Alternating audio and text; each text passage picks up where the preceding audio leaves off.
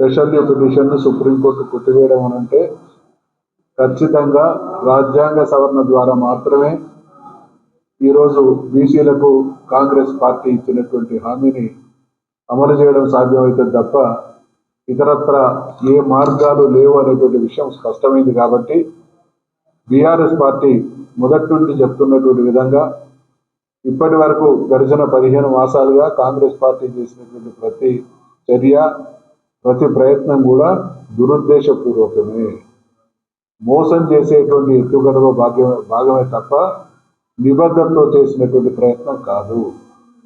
కారణం, కాంగ్రెస్ పార్టీ దేశాన్ని పాలించినటువంటి పార్టీ, రాష్ట్రాలను పాలించినటువంటి పార్టీ, సుప్రీంకోర్టు ఇచ్చినటువంటి డైరెక్షన్స్ తెలిసినటువంటి పార్టీ. దీంతో పాటు బీఆర్ఎస్ పార్టీగా మేము అనేక సందర్భాల్లో దీన్ని 9th షెడ్యూల్లో చేర్పించడం, రాజ్యాంగ సవరణ మాత్రమే పరిష్కార మార్గం అనేటువంటి విషయం